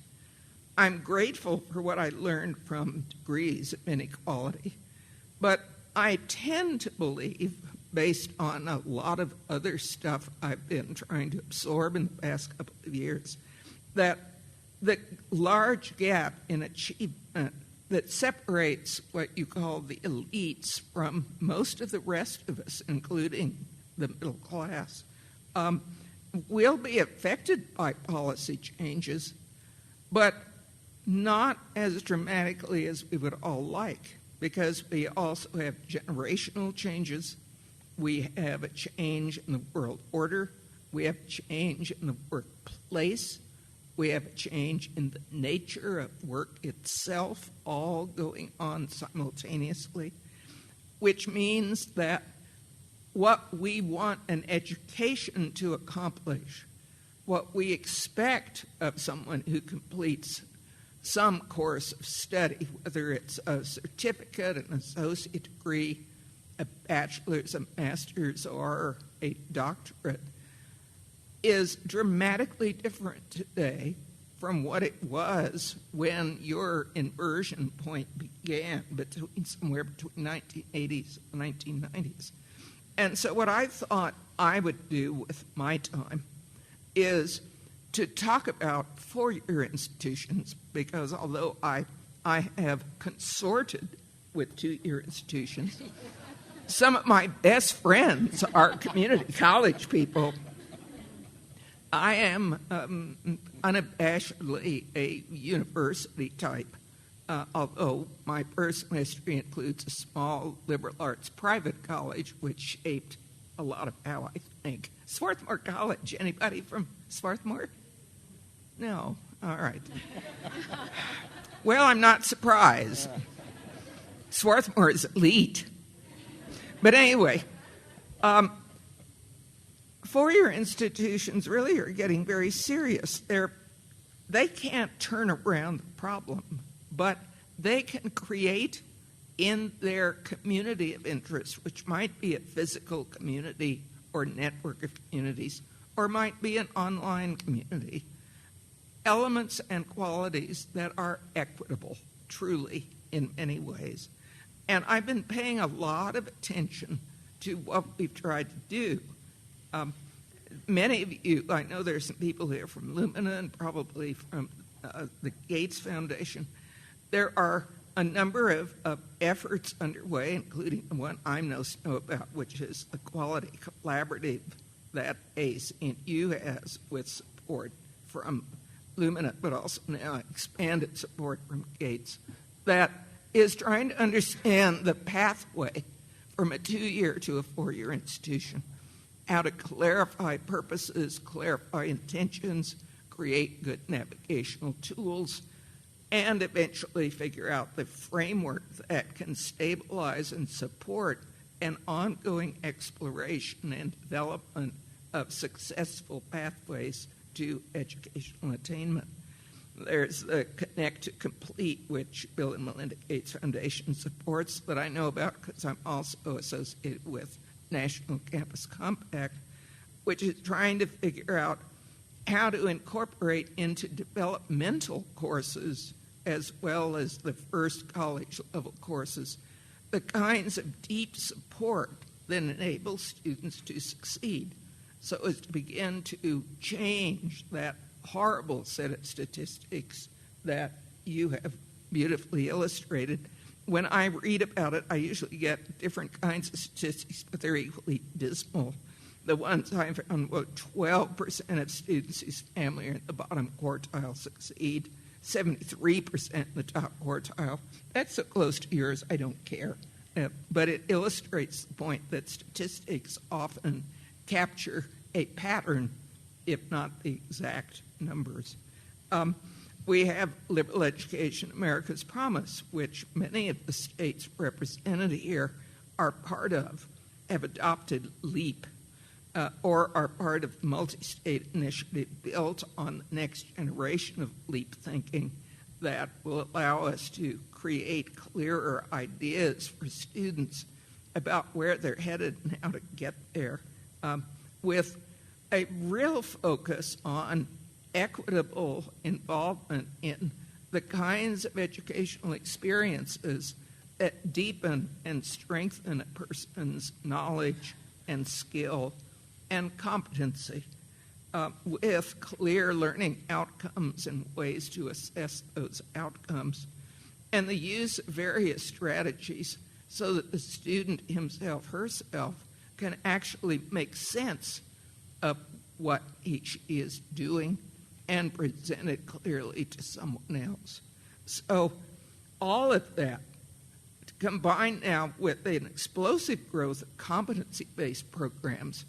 I had the pleasure of having breakfast with Sally Johnson this morning and got caught up on Western governors. And I've also given a lot of thought to the Wisconsin system and to what's going on in a variety of other places. There's the Presidential Innovation Lab for a number of the nation's universities. Basically, what we're doing is trying to find ways to respond to a complex environment using the approaches that only work in a complex environment. Collaboration, particularly, rather than individual action. Efforts to integrate across time and across space in ways that create the kind of coherence that life in today's complicated world makes very difficult. Those who are in the bottom quartile, who, for the most part, do not have coherent, clear lives. They have very difficult lives. Now, that can be true all the way up into the elite as well, but it's a matter of proportion. We're trying to find ways to serve the needs of adult degree completers. I was astonished to learn that 1 out of every 5 adults in this country has some college experience, mostly not happy, although sometimes simply stepping out for a variety of personal reasons. And so all of the efforts to combine practicality with depth, with support for students, with different roles and responsibilities for faculty are, I think, promising responses that, whether the policy environment changes or not, whether or not we get a handle on the role that different kinds of institutions can play in a network of educational opportunity and pathways will allow us to serve our students well and prepare them well. We were called last night by the Lieutenant Governor of this state to give serious thought to developmental and remedial education. There are some remarkable things going on in coming up with very different approaches to working at that level. There are also, I know because I served on a City Club of Portland review committee on the GED, I learned that there are all kinds of experiments going on with dropout prevention, alternative schools that encourage people to finish high school, but finish high school more and more likely to be career and college ready, a phrase that none of us can quite agree on, but which we can certainly aspire to. So my sense is, after reading the book, which gave me the basic structure of the problem, that I was then left with this network of interacting influences. Sometimes I thought of the metaphor of the blind man and the elephant, each of whom has a very clear notion of the beast. However, the beast is not a rope or a tree or whatever. And sometimes I couldn't resist the chicken and egg analogy. And by the time I'd gotten through about 6 or 7 of those, I realized metaphors and disciplinary perspectives are valuable. They draw our attention to particular aspects of a very complex, multi-rooted, wicked problem. And inequality is a wicked problem. It changes its characteristics as we look at it. It responds to our interventions by growing new problems. We have to work with people we've never met before who see the world totally differently than we do on a problem that won't hold still while we whack away at it. And so the contribution you have made, Suzanne, to our understanding is considerable. We have now to build out some of the rest of that very complicated and rapidly changing environment in which all of this plays out, and realize that policy is a reflection of societal change, and when it sits stuck in many years back, we're doing the same thing. By this time, our nation's colleges and universities are at least 40% Gen X and Gen Y. Some of them more than that. Have we acknowledged what different resources that generational difference makes? Have we thought about engaging our own students who are span all the generations going back to baby boomer and forward in helping us address this wicked problem? Have we considered that we have resources that we have not tapped into to begin to engage and advance everyone that we interact with? Can we become, for society, again, the primary focus for community building, for nation building?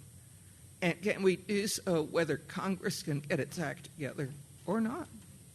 That's, to me, the question. Thanks.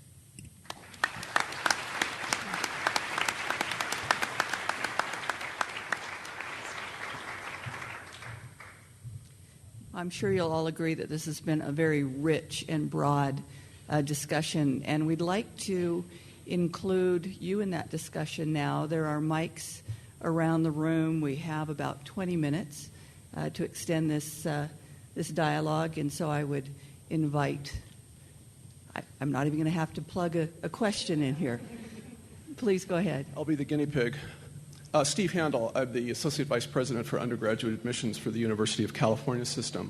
Thank you so much, all of you panelists. It was a very insightful and very important discussion. My question is both unsophisticated and probably unfair. We frame this as a political problem, and I'm dying to read the book because I think that's part and parcel of a lot of the problems in America, particularly as we fund higher education.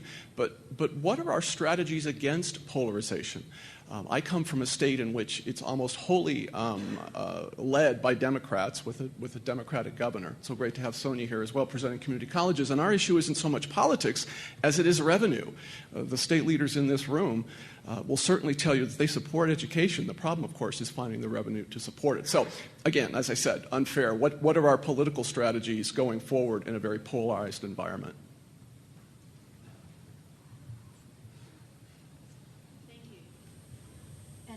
First say that I'm pretty much in awe of the comments that have been made by Aaron and Sonya and Judith. So thank you all so much. Both have my thoughts very much provoked and stimulated, and I'm inspired. So thank you. So what do we do about polarization going forward? This is a really tough question. It is a wicked problem, I would say. It's something that political scientists are studying a lot. And I'm sorry to tell you that the more you read the literature, the more you realize how entrenched it is. And it's, at this point, a vicious cycle because, there's a lot of inquiry as to where is this polarization coming from? Did it start with elected officials in Washington, D.C., or did it start with public opinion changing and the public itself, citizens becoming more polarized? And, that's one of these chicken and egg questions you can spend a long time on. But the problem is that now it's in motion and these things continue to exacerbate each other. And the more polarized the system gets, the more polarized the system gets. It's feeding on itself. For that broad question, the more I look at it, the more I think that the only thing we can do about polarization is active civic engagement, that Americans generally need to, to go to the Martin Luther King quote that Sonya was talking about. We need to get engaged and involved in politics in a way that most of us haven't been in a long time, because the public at large needs to make its voice heard on issue after issue where the political system is not being responsive to what Americans generally, to concerns that Americans want addressed. And so, and the people who are most active are only those who have the most extreme views. Activists tend to have the most extreme views, but the general public is not being heard. And so that's really the only answer. And then I would also say that for all of you who work in this area day in and day out and who have particular insight into what the problems are, a much deeper insight into how these issues operate, that your voices really need to be heard as well. When it comes to speaking about the state level, and where the problem is not always polarization at the state level, it can be more a matter of these fiscal issues of competing demands with other public policies and not enough in tax revenues. I would point toward the tax revenues question. As I did this analysis of the states, it made me think that our state income tax systems are pretty antiquated and haven't kept up with rising economic inequality. And so I think that that's an issue that needs to be addressed, and that also these policies that got put on the books in so many states in the 1970s and 80s that make it really difficult to manage fiscal policy, that it's time for us to focus on those as well. I'll approach it a little bit different, even though I think it connects well. And I appreciated the idea of getting the ordinary citizen involved. All of us in this room are part of the choir. We believe in funding for higher ed and for education. We believe in this process that we've discussed so far so well. And by the way, my colleagues are just wonderful. I will tell you, though, we need to sing better. all of the states, if you look at it, we are kind of fighting against each other. My argument is that it needs to be a P16 initiative, that we go together, grabbing parents and other citizens, talking about the value of education and the return on that investment, not just the return based on dollars, but a variety of other returns, better health, better civic engagement, and so on. We have data that show that there's a direct correlation between those in prisons and those on Medicaid and those that don't have education. We haven't done a very good job of getting everybody on this page of talking about it, and in such a way that we go arm in arm, speaking of the civil rights movement, and become more than just that ordinary citizen, but become very much an active, engaged citizenry. And I think the tough part is that we tend to look at ourselves as in, if we argue for someone else with us, we may not get things ourselves, the zero-sum game. We have to be able, as policymakers in our states, recruit, if you will, all of those that are basically in the same choir we are, and really help, and those of us who are in charge or have some directed leadership need to be able to help us sing better. And we need to be able to coalesce around this issue, because we're letting everybody else beat us out.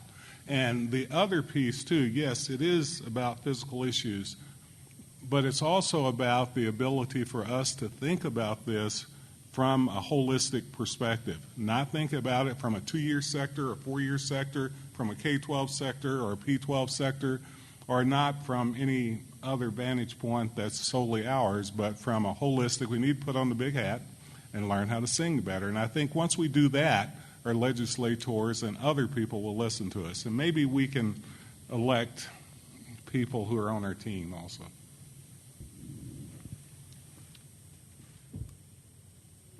Since you're waiting for the next question, I'll pipe in with two thoughts. I'm glad you talked about polarization, because that was a piece that I grappled with quite extensively, and read the 1960 book by Schelling called The Strategy of Conflict, just to get an insight on how you really, when there's fundamental differences, polarization.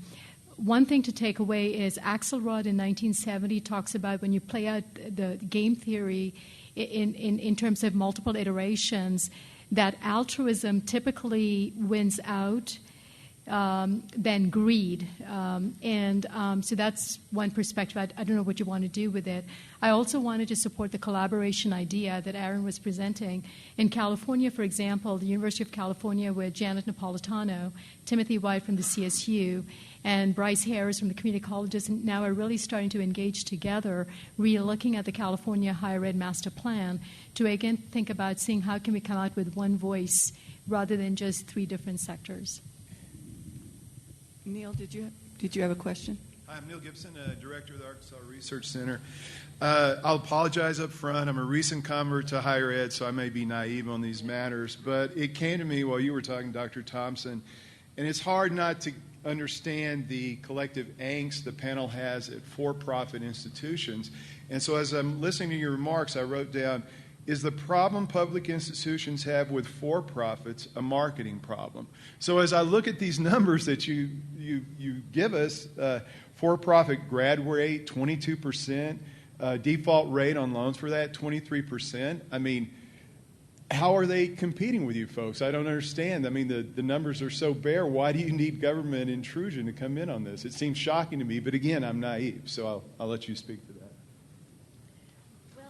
That's a great question, and I would love to hear. Maybe Sonya might like to address that, because it's something that puzzled me as I worked on the book as well. I think that the for-profits have been, if you look back to the 1990s, prior to that they had been more the mom and pop style sort of trade schools, most of them more local.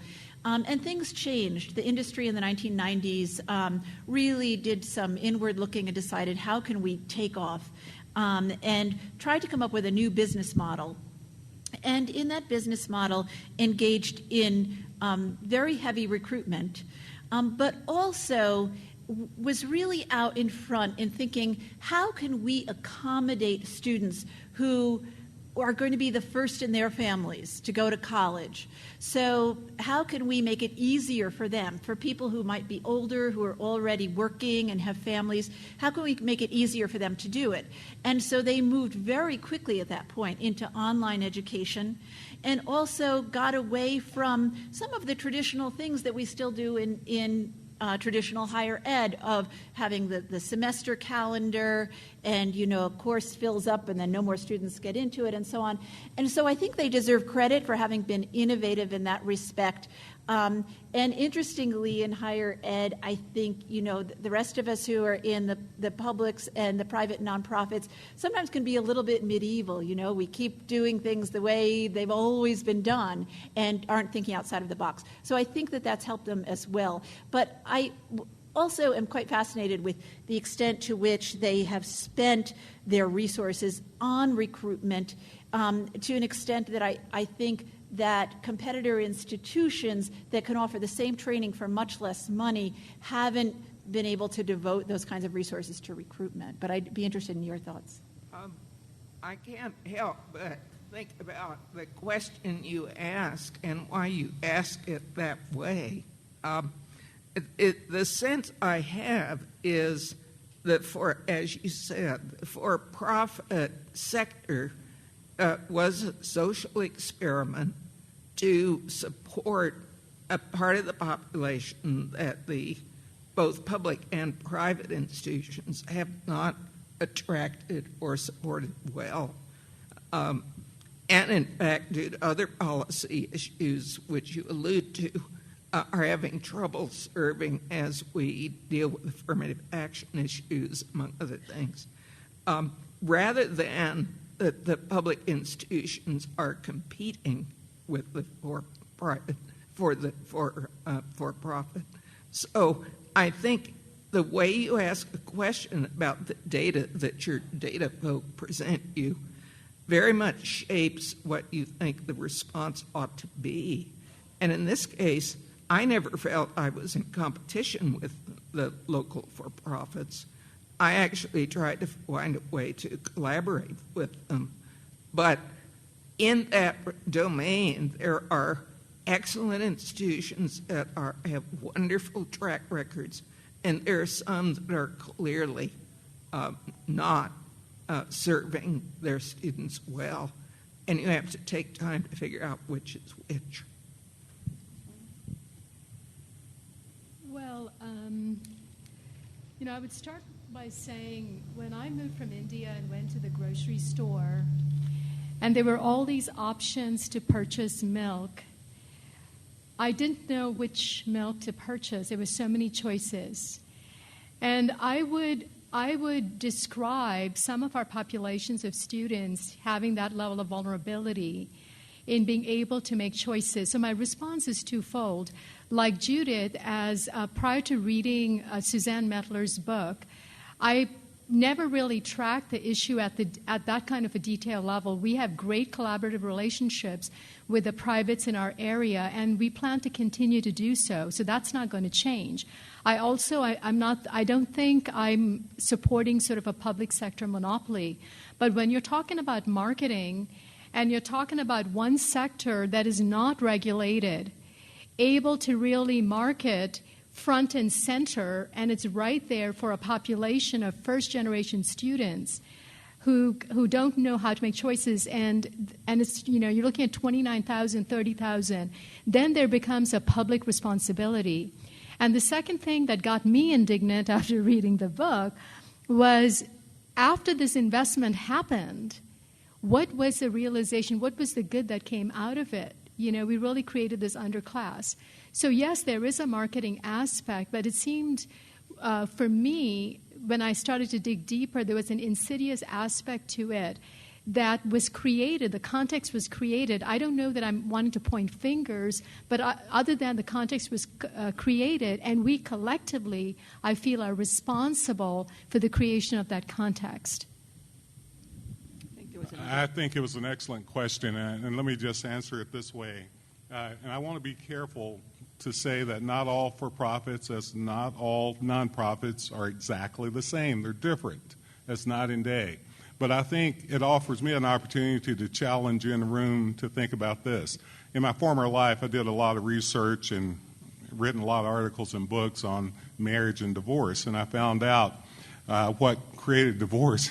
It wasn't just marriage, by the way, but it was it was unrealized expectations. I think the for-profits did a really good job of offering expectations. And nonprofits, we haven't done that good of a job. Now, the reality of it all, if you look at the dropout rates, that's why the first year of marriage is so tough. You know, you look at your spouse and say, well, you've changed since we were dating. You know, what the spouse really should be saying was, I lied to you while we were dating. That was really me. So I think the nonprofits, we've not done a good job of expressing what's really our liberal arts. We've gotten lost in that and trying to say, let's don't talk about liberal arts. I mean, but our employers are asking for that. We're not really talking about what it means to be a strong institution, not just to get jobs, but to get a variety of other things. So the argument, as much to me, is about what we're selling and the importance of understanding that we can learn from what the for-profits went through in their success and not so much as of lately. What do we need to learn from that process? What are we not doing in our state to be that good person who's going to court that student? What do we need to do to make sure that we're not lying to them, but give them real facts and give them real assistance? The for-profits did a really good job of having a one-stop shop and saying, we will help you get the process started. So many of our students that were disenfranchised went to for-profits because they were saying, come here, you don't really have to know all this stuff. You don't have to be an expert. I'll help you. And we need to really think about what that's saying to us as an example. We have time for a couple more questions. Why don't we take the question here and then go to the other mic? Hi. Can you hear me? Christopher Mathias, Idaho State Board of Education. I have a question about the policy scape and policy maintenance. The policy, higher education policy in the United States, the big picture, the goal hasn't changed that much since the beginning of the Republic. You know, higher education is good. It's good for individuals, it's good for families, it's good for America. There's been some philosophical changes over who should have access and, you know, is it a public good or a private good? My question is about the tools of public policy, code, statute, law. And I'm curious, what laws do you think have outlived their utility or perhaps even undermine our ability to achieve our goals now that the scape has changed? Great question. So what I think, where I end up in the end of the book, is recommending changes to existing laws. I'm not proposing that we do away with any and start over, which is another argument one could make. And, you know, some people have said that, look, if these things are really functioning so poorly, maybe we should really clean house and start over. And I think that's, you know, that's sort of a valuable discussion to have. But what I actually think is that we don't have to be that extreme about it. I think that with more modest tinkering, we can update existing policies so that they function better. So, for example, I think that we need to start with some of the low-hanging fruit, and that is to restore some of the regulations that we had on for-profit colleges that were done away with over the past decade. I think that we need to try to continue to find ways for the federal government to hold states accountable in terms of maintenance of effort to continue to maintain their commitment to public universities and colleges, and we need to explore ways to do that better. And then I think we need to also look at the nonprofit privates and the real variation between them in the extent to which they take in students who are less well off, and then the extent to which they supplement the student aid that they're getting from the federal government with enough aid so that those students don't have to borrow huge amounts of money and likely either drop out or end up terribly indebted. And so I think that, you know, there are ways that I think we can stick with the existing policies, but look at these more fine-tuned issues and modify and amend in ways that they'll function better. Go ahead. Good morning. I'm Russell Kitchener with American Public University System, and I need to say in full disclosure that name is a bit misleading in the sense that we are a for-profit, private, publicly traded university. Given the tone and the topic, I kind of wish there was a representative of that sector on this panel, quite frankly, because it seems like there's a story that's missing. But I'll just offer a couple of thoughts that I would welcome your response to in some way. And with regard to Sonia's comment, we're probably the most highly regulated industry in the country. We're regulated by the SEC, regulated by the Department of Ed, regulated by Congress.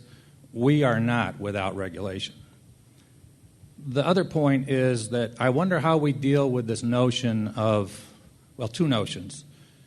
The concept of gainful employment, which is a function of defining one's value, higher education value in monetary terms alone, which in a sense it's an administrative initiative, Department of Education initiative, seems to fly in the face of the President's call for public service, i.e. programs that help this nation improve its social standing and help the people who need assistance in this culture, but those jobs do not pay well. So if we define gainful employment in monetary terms alone, I think we're in conflict with the President's own agenda. And secondly, on the notion of graduation rates, as far as I know, we don't have a very well-defined concept yet.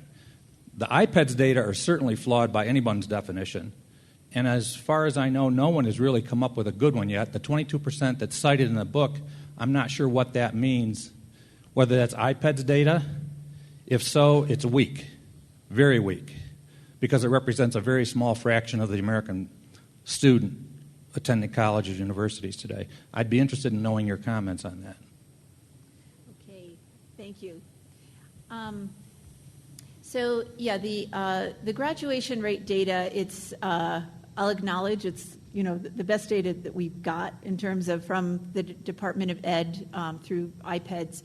And there is always the problem of getting enough reporting from institutions in order to have good data so that we can report it reliably. So that's the issue there. The for-profit sector has been approached differently than the rest of traditional higher ed, with the exception of some programs, because of a clause that was included when in 1972 the sector became eligible for federal student aid and the reauthorization of the Higher Education Act. And it included a line about these are programs with training for gainful employment. And so it was in 2009, 2010, when the U.S. Department of Education started looking at new ways to try to deal with issues that were emerging from the for-profit sector, that they looked to that language and said, well, are there ways that we could try to put some teeth in this language of is that training actually leading to gainful employment? So that led to this sort of regulation that looks at, what are the earnings of people once they graduate, which is something we don't ask traditional colleges to do. That's right. I think in terms of that whole line of regulation, it gets very complicated very quickly. And I think that even if the Obama administration succeeds in this new round of creating gainful employment rules, that it will be very hard to implement because it requires all of this kind of reporting of complicated data and so on. So I actually think that the kind of rules that existed previously that we've done away with of taking the 85-15 rule and making it a 90-10, for example, that while the emergence of that, which dates to way back after World War II, was sort of quirky, it was a better measure because it was introducing this market principle and saying that an institution needs to get at least 15% of its revenues from non-government sources, so that it's clear that some people who are paying out of their own pockets are finding it to be providing a valuable service. I think, I'm not trying to give the last word on this, because the great challenge in this country that really all of you are addressing in your work is how can we expand college graduation rates, particularly for people who are less well off. And it's not easy, and I agree with Judith that even if we solved all the policy problems tomorrow, there are still all sorts of challenges that need to be dealt with inside of institutions and given people's academic background before they get there and so on. So it's hard. It's really hard. I acknowledge that that to try to improve graduation rates for people who come from less advantaged backgrounds, there are all sorts of challenges.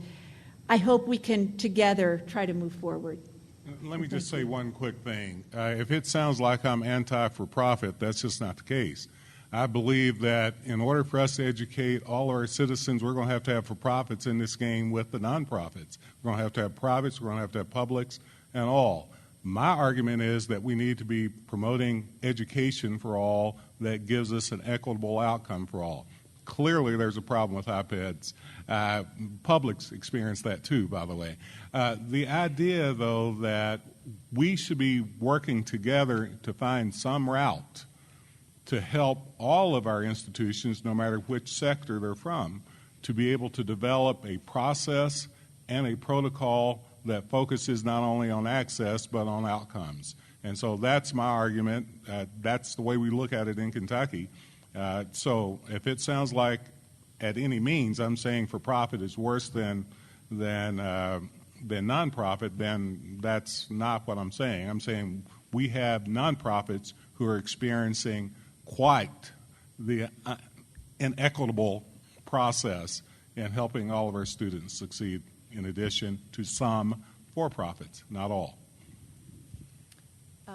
We are over time, but you've been waiting to make a comment or ask a question, so please go ahead. Can you hear me? Okay.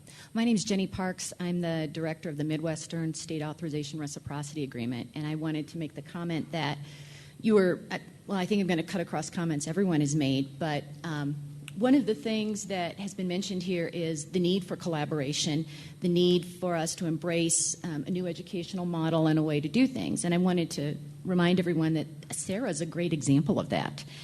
We are trying to find ways to reach across sectors, and we are trying to reach across the states and bring to public institutions and nonprofits the same ease of authorization that in some ways the for-profits have always had. The for-profits have always had that extra dollar to do student support, marketing, and they've also been the ones in the forefront of being properly authorized everywhere. They have the staff and the money to do it. So this is an example of where we've come together in a group and across the nation again and across sectors, and we're trying to say, hey, this is an impediment to everyone. Let's go ahead and forge ahead and level the playing field, at least in this one place on distance education offered between the states. I would also remind you that the SARA initiative is going to help us with data, because one of the things we don't know is who's doing what where. We don't know how many people are trying to get a degree and cobble it from different places and make progress, because IPEDS doesn't collect that data. So I would point to the fact that there are some initiatives that have already started to look at this complexity and say, all right, with all the sectors working together and all of them trying to build on the strengths of what is, not what was, but what the actual context for American higher education is now, we're going to try to move forward. And for those of you who may not know, SARA is the acronym for the State Reciprocity Agreement, Authorization Reciprocity Agreement that is specific to distance education. I would like to thank not only Suzanne, but the other panelists today. I think we've gotten a conversation that really goes much broadly beyond just the federal policy perspective, but also the responsibility that higher education itself needs to own. So if you'd join me in thanking them.